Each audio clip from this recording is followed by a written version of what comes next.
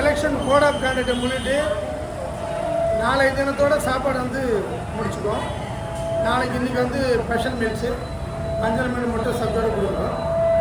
நாளைக்கு வந்து வெஜிடேரியன் தயிர் சாப்பாடு வந்து எப்பவும் போல் எண்ணெய் கிரீம் போட்டு பால் ஊற்றி நல்லா கொடுக்க போகிறது. இப்போது உங்கள்கிட்டேருந்து நாங்கள் தினந்தோறும் இங்கே மட்டும் வந்து ஒரு 1250 சம்டைம் ரொம்ப விசேஷமான நாளாக தான் 1400 பேர் வரைக்கும் ஒரு நாளைக்கு சாப்பிட்றாங்க. மாலைப்பேட்டை தொகுதியில் ஒரு 600 பேர் சாப்பிட்றாங்க. அதே மாதிரி வந்து பாகூருக்கு வந்து ஒரு 2000 பேருக்கு கலவு சாப்பிட்ற மாதிரி கிண்டி இங்கே நம்ம நெல்லித்தோப்பில் ஒரு 2000 பேருக்கு சாப்பாடு வந்து கிண்டி போகும். இந்த மாதிரி சாப்பாடு வந்து போடுறது வந்து நிற்கும் போகுது அப்படின்னோடனே மனசுக்கே ரொம்ப கஷ்டமாக இருக்குது. ஏன்னா அந்த சாப்பாடுக்கு நல்லா ஒரு காலத்தில் ரொம்ப ரொம்ப கஷ்டப்படுது. எங்கள் வீட்டில் ஒரே ஒரு முருங்கை மரம் இருக்கும், முருங்கை மரம் வெளியே இருக்கும். அந்த முருங்கை மரத்தை பறித்து தான் எங்கள் வீட்டில் சாம்பார் மாதிரி வச்சு கஞ்சி மட்டும் எங்கள் அம்மா செஞ்சு கொடுத்தாங்க. அதுதான் எங்களுக்கு சாப்பாடு. ஸோ வெறும் முருங்கைக்கீரை சாப்பாடை சாப்பிட்டுட்டு ஒரு காலத்தில் நான் சொல்கிறதெல்லாம் ஒரு 54 வருஷத்துக்கு முன்னாடி அந்த கதையை வந்து சொன்னேன். அதன் பிற்பாடு தான் வந்து நான் வந்து கொஞ்சம் கொஞ்சமாக மேலே வந்தோடனே கடவுளுடைய ஆசீர்வாதம் இருக்கும் நான் மேலே வந்துட்டேன். என் மேலே வந்ததுக்கு முக்கியமான காரணம் என்னன்னா எங்கள் ஐயா மாட்டின ஐயா ஜோஸ் ஆஃபீஸர்ல அவருடைய தகப்பனார் தான் வந்து எனக்கு எல்லாம் வழி கட்டி அவங்களால தான் வந்து முன்னுக்கு வந்தேன். இப்போ அந்த சாப்பாடு போடுறது கூட முதல்ல அவருக்கு இங்கே கூட்டு வந்த காரணமே இந்த பெஞ்சால் பயிரில் வந்து மக்கள் பாதிக்கப்பட்டாங்க.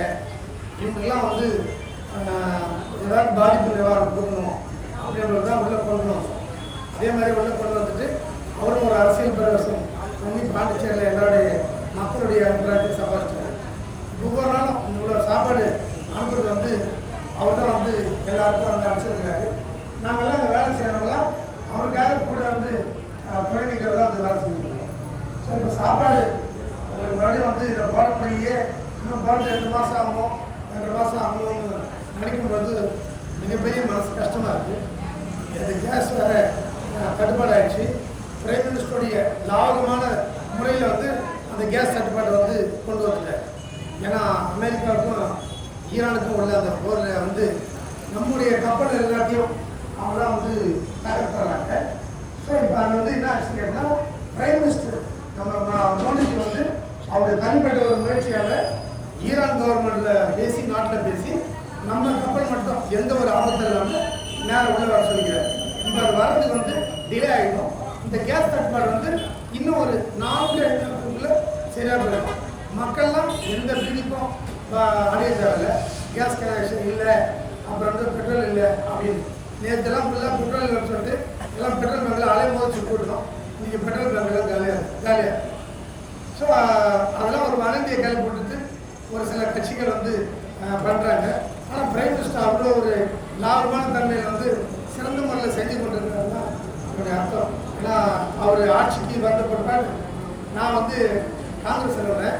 காங்கிரஸ் இருக்கும்போது நாராயணசாமி கூட இருந்தாலும் அவங்களுக்கு தெரியும். நான் அவர் முதல்வர்னா என்னை நேரு முதல்வர்னு சொல்லுவாங்க. ஒவ்வொரு முறையும் அங்கே டெல்லிக்கு போயிட்ட உடனே அங்கே மத்திய அரசில் போய் கேட்ட உடனே எந்த வேலையும் நடக்குது எனக்கு காங்கிரஸ் கவர்மெண்ட் சென்ட்ரல் ஸோ அப்போ தான் இருந்துச்சு. மத்தியில் சார்ந்த ஒரு அரசு இங்கே பாண்டிச்சேரி கவர்மெண்ட்டோட ஒத்து வராங்கிறதுனால தான் நல்லா இருக்கும். அதே மாதிரி லாஸ்ட் டைம் வந்து எல்லாருக்கும் வந்து கூட்டணி வந்து கூடினாங்க. அந்த கூட்டணி கூடவும் 2 பேரும் ஸ்ட்ராங் ஆகிட்டாங்க. எல்லாருடைய கூட்டணியும் பிஜேபியுடைய கூட்டணி சேர்ந்தால் கிட்டத்தட்ட 16 சீட்டு வந்து ஜெயிச்சோம். அவர் போட்ட முதல் கையெழுத்து என்ன தெரியுமா? ரங்கசாமி போட்ட 500 ரூபா பென்ஷனுக்கு வந்து முதல்ல வந்து ஏறினார். அந்த 500 ரூபா பென்ஷனுக்கு ஒரே செகண்டில் பிரைம் மினிஸ்டர் தான் அப்ரூவ் பண்ணார். மோடிஜி ஒரே செகண்டில் 500 ரூபா அப்ரூவ் பண்ணாரு. எல்லாருக்கும் கண்கூடாக வந்து பார்க்கலாம். நாராயணசாமி கூட நான் இருந்தேன். 5 வருஷத்தில் ரொம்ப புதுமையான முதலமைச்சர் தான் நான் வருஷம் இல்லை. ஆனால் அவர் 100 ரூபாய் ஏற்றது இல்லை. 100 ரூபாய்க்காக அவ்வளோ கஷ்டப்பட்டார். 1000 ரூபாய் எடுத்துவோம் 1000. ஆனால் எவ்வளோ கஷ்டப்பட்டாரு, முடியவே இல்லை. அப்போ தான் நினச்சிக்கினேன் மத்தியில் யார் ஒருத்தர் இருக்கிறாங்களோ அவங்களுடைய சப்போர்ட்டோட இங்கே இருந்தால் மட்டும்தான் பாண்டிச்சேரியை வந்து மேலே போகணும் அப்படின்னு. இப்போ இந்த எலெக்ஷன் நேரம் பார்த்து இப்போ 2000 பென்ஷன் ஆகிட்டாங்க பாருங்க. அவங்கெல்லாம் கூடுதலாக ஒரு 500 ரூபா 2000 தான் பென்ஷன் வந்து காங்கிரஸ் வந்து நம்ம முதலமைச்சர் கேட்டார். அதுக்கும் பிரைம் மினிஸ்டர் மோடிஜி வந்துருக்காங்க. வந்து இப்போ 2000 தான் பென்ஷன் வந்து வரக்கூடிய சூழ்நிலை வருது. நாளைக்கு கூட அந்த காலையில் நாம் ஒரு 107 பேருக்கு விஜய் பென்ஷன் கொடுக்குறோம். இதெல்லாம் ஏன் சொல்ல வரேன்னு கேட்டிங்கன்னா, மத்தியில் சார்ந்த அரசு மேலே யாரெல்லாம் சப்போர்ட்டாக இருக்காங்களோ அவங்க மட்டும்தான் இந்த பாண்டிச்சேரியை காப்பாற்ற முடியும் என்பதுதான் வந்து இது வந்து எந்த ஒரு மாற்றம். இந்த கணிப்போட நான் பார்த்தேன். நீங்கள் எல்லாம் ஒவ்வொருத்தரும் தெரிஞ்சுக்கணும். நம்ம காங்கிரஸ் கவர்மெண்ட் இது வரைக்கும் 2014 முன்னாடி ஆட்சி இருந்தாங்க பார்த்தீங்களா, அவங்களுக்கு முன்னாடி இந்த கேஸ் சிலிண்டர் கேஸ் கனெக்ஷன் இது வந்து ஒட்டுமொத்தமாக இந்தியாவில் இருக்கிற 145 கோடி மக்களுக்கும் வெறும் 2 கோடி கனெக்ஷன் பண்ண தான் கேஸ் கனெக்ஷன் இருக்கு. இந்த பிரைம் மினிஸ்டர் நம்ம மோடிஜி உள்ள போன உடனே 2014 இன்னைய வரைக்கும் கிட்டத்தட்ட 34 கோடி கேஸ் கனெக்ஷன் இது வந்து நம்ம இந்தியா போயிட்டு. அப்போ 2 கோடிக்கு சுதந்திரம் ஆனதுக்கு முன்னாடி இருந்த வித்தியாசமும் இதுலேருந்து வந்த வித்தியாசத்தையும் பாருங்க. அதே மாதிரி குடிநீர் கனெக்ஷனு 1 கோடி கனெக்ஷன் மட்டும் இருந்தது. பிரைம் மினிஸ்டர் நம்ம மோடிஜி உள்ள போனதுல இருந்து அங்கே 2014 இது வரைக்கும் கிட்டத்தட்ட 15 கோடி அளவுக்கு இன்னைக்கு வந்து தண்ணீர் எடுப்பு கனெக்ஷன் இருக்கு. அதே மாதிரி இந்தியாவில் மருத்துவமனை இருக்கு பார்த்தீங்களா, அதாவது வந்து சீப் ரேட்டுக்கு மருந்து கம்பெனி இருந்தாங்க. அது ஒட்டுமொத்தமாக வெறும் 5 அல்லது 6 கம்பெனி தான் வந்து இருந்தது, மெடிக்கல் ஷாப் தான் இருந்தது. ஆனால் பிரைம் மினிஸ்டர் மோடிஜி ஆட்சிக்கு போனதுலேருந்து இது வரைக்கும் நம்ம நாடு முழுவதும் சும்மா 12,000 கடைகள் வந்து மெடிக்கல் ஷாப் வந்து சீப் ரேட் கொடுக்குற மாதிரி கொண்டு வந்துருக்கு. அதே மாதிரி நம்ம காங்கிரஸ் பீரியட்ல இது வரைக்கும் இருந்த சாலைகள் மட்டும் அளவுகளை தரலாம். ஒட்டு மொத்தத்துக்கு வெறும் 1000 கிலோமீட்டர் மட்டும் தான் ரோடு இருக்குது. ஆனால் பிரைம் மினிஸ்டர் மோடிஜி பேராலேருந்து ஆட்சி ஆனது இது வரைக்கும் கிட்டத்தட்ட 50,000 கிலோமீட்டருக்கு அவங்க வந்து பெரிய பெரிய சாலை கொடுக்குறாங்க. ஒரு காலத்தில் நல்லா சென்னைக்கு போனோம்னா குறைந்தபட்சம் 3.5 மணி நேரம் ஆகும். இன்னைக்கு 1.5 மணி நேரத்தில் சென்னைக்கு வந்து போயிடலாம். அந்த அளவுக்கு பிரமாதமாக வந்து பிஜேபி கவர்மெண்ட்டால் பிரைம் மினிஸ்டர் வந்து போட்டுருக்கிறாங்க. அதுக்கும் அவங்க தான் காரணம். ஸோ இது எதுக்காக இவ்வளோ விஷயங்கள்லாம் சொல்கிறேன்னு கேட்டிங்கன்னா, இப்பேற்பட்ட பிரைம் மினிஸ்டரை சுமந்து கொண்டிருக்கிற நம்ம நாடு மற்ற நாட்டு தலைவர்கள்லாம் பிரைம் மினிஸ்டர் அங்கே போன உடனே கட்டி தட்டி போட்டோ எடுத்துக்கல. ஏன்னா இவரை வச்சு அவங்க ஓட்டுக்க இல்லை. ஆனால் இங்கே இருக்கிற ஒரு சிலர் வந்து அவர் வந்து ஏழு பேசுகிறாங்க இந்தியாவில் இருக்காங்க. அவரால் சிறப்பாக வந்து பண்ணியிருக்காங்க. இந்த நீங்களாம் ஜிபே வச்சுருப்பீங்க இல்லையா, அந்த ஜிபேலாம் உங்களுக்கு தெரியல. இந்த எல்லை கடையில் ஜிபே இருப்பாங்க. ஒரு காலத்தில் இந்த 2014 முன்னாடி காங்கிரஸ் கவர்மெண்ட்டுக்கு முன்னாடி இது வரைக்கும் அந்த டிஜிட்டல் பேமெண்ட்டு வெறும் 29 கோடிக்கு தான் பிஸ்னஸே நடந்துருக்கு. ஆனால் பிரைம் மினிஸ்டர் இப்போ போய் கிட்டத்தட்ட 1,45,000 கோடி அளவுக்கு இன்னைக்கு வந்து பிஸ்னஸ் வந்து ஜிபேல பண்ணுறாங்க. எல்லாருக்கும் ஜிபேல யாரும் வச்சுக்கிறீங்க? எல்லாருக்கும் மேக்ஸிமம் இருக்குது. இது வரைக்கும் நீங்கள் வந்து ஒரு பணத்தை டிரான்ஸ்ஃபர் பண்ணால் மொத்தத்துக்கு மட்டும் தான் போகணும். அதே மாதிரி இன்கம் டேக்ஸ் கட்டுறவங்க இன்கம் டேக்ஸ் கட்டினவங்க 2014 முன்னாடி வெறும் 3 கோடி மக்கள் மட்டும்தான் இன்கம் டேக்ஸே கட்டினாங்க. இப்போ பிரைம் மினிஸ்டர் உள்ள வந்து எல்லாரையும் ஒருங்கிணைச்சு நீங்கள் எல்லாரும் இன்கம் டேக்ஸ் கட்டுறது இன்னைக்கு 7.5 கோடி மக்கள் இன்னைக்கு வந்து இன்கம் டேக்ஸ் வந்து கட்டுறாங்க. ஸோ அந்த அளவுக்கு வந்து பணப்பெருக்கம் வந்து நல்லா உள்ள வருது. ஜிஎஸ்டி கட்டுறாங்க. ஜிஎஸ்டி மூலமா நாட்டில் வருமானம் அதிகமாக வந்து அது மூலமா பல்வேறு நலத்திட்டங்கள் வந்து செய்து கொண்டிருக்காரு. அந்த அளவுக்கு பிரமாதமான ஆட்சியை கொண்டு வந்திருக்கிறாரு. ஸோ இதுக்கு எதுக்காக நான் சொல்றேன்னா, அவரை சார்ந்த அவருக்கு சப்போர்ட் பண்றவங்க மட்டும்தான் இந்த பாண்டிச்சேரியை வந்து ஆண்டாக்கா மீண்டும் நல்லது வந்து கிடைக்கும். இப்போ நம்ம ஊருக்கு பாண்டிச்சேரிக்கு நமக்கு வந்து வருமானமே ஒட்டு மொத்தத்துக்கு 6,750 கோடி. எவ்வளோங்க? 6,750 கோடி. நம்ம பட்ஜெட் வழங்குறோம்னா 13,650 கோடி. மீதி கிட்டத்தட்ட 7,000 கோடியை பிரைம் மினிஸ்டர் மோடி தான் வந்து நம்ம பாண்டிச்சேரி வந்து கொடுக்குறாரு. ஆனால் இதே காங்கிரஸ் கவர்மெண்ட் நாராயணசாமி கொடுத்த அருமையான முதலமைச்சர் தான் எனக்கு பேர் சொல்ல, அவர் அற்புதமான முதலமைச்சர். ஆனால் பட்ஜெட்டை போடவில்லை.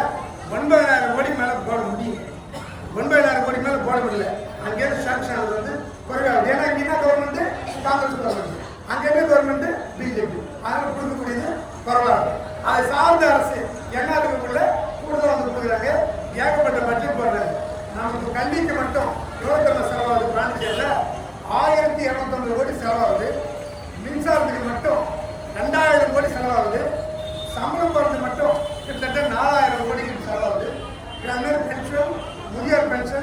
விதவை பென்ஷன் இது கொடுத்தா வந்து 2000 கோடி செலவாகுது. ஸோ ஒட்டுமொத்தமாக 13,650 கோடி இங்கே பாண்டிச்சேரிக்கு செலவாகுதுன்னா அதுக்கு ஃபண்ட் எடுக்கிறது ஃபுல்லாக எங்கே எடுக்குது? மத்தியில் தான் இருந்தேன். ஸோ இது எதுக்காக நான் சொல்ல வரேன்னா, நீங்கள் எப்படி வேணாலும் எந்த ஒரு கட்சி தரக்கூடிய வேணாலும் இருந்தாலும் நீங்கள் இருக்கலாம், அதை பற்றி எனக்கு கவலை இல்லை. என்னுடைய உண்மையை அப்போ பாண்டிச்சேரிக்கு வரக்கூடிய நன்மைகளை சொல்லி கொடுக்குறேன். ஸோ நன்மைகள் என்னன்னா, மத்தியில் சார்ந்த ஒரு அரசு இங்கே வந்து அமையமானால் ஏகப்பட்ட சலுகைகள் கிடைக்கும். அதனால பாண்டிச்சேரி முன்னுக்கு வரணும். என்னுடைய லட்சியமே என்னன்னு கேட்டீங்கன்னா, பாண்டிச்சேரியில் இன்னைக்கு தண்ணி வந்து ரொம்ப டவுனாக கீழே போய் போச்சு, உப்பு கலந்து தண்ணி ஆகி போச்சு. மக்களுக்கு அறிவுக்கூர்மை கம்மி ஆகி போச்சு. ஒரு காலத்தில் ஒரு 20 அடி தண்ணி எடுத்தோம்னா அந்த தண்ணி குடிக்கிறதுக்கு நல்லா இருக்கும். இன்னைக்கு தண்ணி 450 அடி வரைக்கும் போயிட்டாங்க. தண்ணி நல்லா இல்லை. தண்ணி எடுக்க அந்த இடம் காலி இடமா ஆகுது. அந்த காலி இடத்துல வந்து நம்முடைய வங்காள விரிகுடா இந்த கடல் தண்ணிலாம் உள்ள போகுது. இதுதான் ஒரு காலத்துல இல்லை, வயசானதுலாம் தெரியும். அந்த காலத்தில் ஒரு கிணறு இருக்கும். கிணறுல இருந்து தண்ணி எடுப்பாங்க, அந்த தண்ணியிலே குளிப்பாங்க. அந்த தண்ணி அங்கேயே ஊறி இருக்கும். மீண்டும் அந்த கிணத்து மூலமா சைடில் வந்து போயிடும். அப்படித்தான் இருந்தது. கால்வாயே கிடையாது. ஒரு 40 ஆண்டு காலத்துக்கு முன்னாடி கால்வாய் நீங்க பார்த்துக்கிறீங்களா? எந்த கால்வாயுமே கிடையாது. 6 மட்டும் தான் கிணறு போகும். இங்கே அங்கங்கேயும் கால்வாயை கண்டுபிடிச்சி அங்கங்கேயும் தண்ணீர் தேங்க வச்சு வேஸ்டேஜ் எல்லாம் கொடுத்து தான் கிடைக்கிறது. இப்போ மக்களுக்கு வந்து தண்ணி வந்து நல்லா இருக்கும். இன்னைக்கு எல்லாமே 7 ரூபாய்க்கு தண்ணியை குடிக்க வேண்டியதாக இருக்குது. நாங்கள் மிளகு வாட்டர் வச்சு தான் உங்களுக்கு தண்ணி குடிக்க வேண்டியதாக இருக்குது. மிளகு வாட்டர் தான் சமைக்கிறோம், மிளகு வாட்டர் தான் குழம்பு வைக்கிறோம். நிலைமை பாருங்க. இந்த தண்ணி நமக்கு ஏன் அது மாதிரி ஆச்சு? நம்மளுடைய பூமி கட்டிடமா ஆக்கி கொடுக்குறீங்க. இதுக்கு காரணம் யாரு? எல்லாம் பொதுமக்களாக நீங்கள் தான். இதுதான் நம்ம என்ன பண்ண போறோம் அடுத்த இதுல. ஒவ்வொரு வீட்லையும் யார் யார் வீட்டுலாம் மழை தண்ணி சேர்க்கலையோ ரோட்லயே வந்து அவங்க கொட்டாங்க தண்ணி. அப்போ ரோட்டுக்குள்ளேயே ஒரு 100 அடி 150 அடி ஆயிரத்துல பைப் போட்டு அரசாங்க செலவு அந்த தண்ணி உள்ள இருக்கு. அப்ப கற்பனை நினைச்சு பாருங்க. 185 அதாவது 1,85,000 ஊர்களிலும் இவ்வளவு பெரிய பைப் 5 இன்ச்சு பைப் உள்ள இறக்கப்படுறதுனால் இந்த தண்ணி எல்லாம் எங்க போகும்? பூமிக்குள்ள போகும். அதே மாதிரி நம்ம ஊர்ல 85 ஏரி இருக்குது, 650 குளங்கள் இருக்குது. அரசு எடுத்தது போக மீதி உள்ள குளங்களையும் ஏரிகளையும் நன்றாக தூர்வாரி அதை ஆழப்படுத்தி அதில் மழை தண்ணியை ரொப்பணும். ரொப்பி அதுக்குள்ளேயும் 150 அடி 200 அடிக்கு பைப்பு போடணும். அப்ப அது மேல வர நெருங்க மேல தண்ணி எங்க போகும்? உள்ள பூமிக்குள்ள போகும். அதாவது இப்போ ரோட்டு வழியா சாக்கடைகள் வருது, கல்லுகள் வருது, உள்ளுக்குள்ளே இருக்கணும். அந்த தண்ணி எங்க போகும்? பள்ள பகுதியான கடலுக்கு போகும். கடல் போக என்ன செய்யும்? நம்ம கடல்ல இந்த பூமியில கலந்துக்கிற உப்பு தண்ணியோட சேர்த்து அடிச்சு போவோம். அப்ப தண்ணி என்ன ஆயிடும்? தண்ணி அங்க என்ன நல்ல தண்ணி ஆகிடும். நாங்கள் எடுத்து தண்ணி உங்களுக்கு தேவை எடுத்து கொடுப்போம், நீங்கள் தண்ணி எல்லாம் குடிச்சிக்கலாம். இது மட்டும்தான் அடுத்த சொல்யூஷன். இதை விட்ட வேறு எதுவுமே இல்லை. தண்ணீரை இப்போ நீங்கள் குடிக்கிறீங்க பாருங்க, 7 ரூபாய்க்கு தண்ணி குடிக்கிற அத்தனை தண்ணியும் கெடுதி. அந்த தண்ணி உங்களுக்கு கெடுதி. நீங்கள் யோசனை பண்ணலாம், இந்த தண்ணி ரெடி பண்ணுறதுக்கு 4 டம்ளர் 1/2 டம்ளர் தண்ணி வேஸ்டேஜ் பண்ணி அந்த தண்ணியை நம்மளால் குடிக்க முடியுமா? குடிக்கவே முடியாது. அவ்வளோ உப்பு இருக்கும். வேணா வச்சு டெஸ்ட் பண்ணி பாருங்க. அது கை கழுவ மட்டும் தான் வச்சுக்க முடியும். நீங்கள் கையை கழுவக்கூடிய அத்தனை தண்ணியும் அந்த வேஸ்டேஜ் தண்ணி தான். அதை வாயை கூட குடிக்க முடியும்.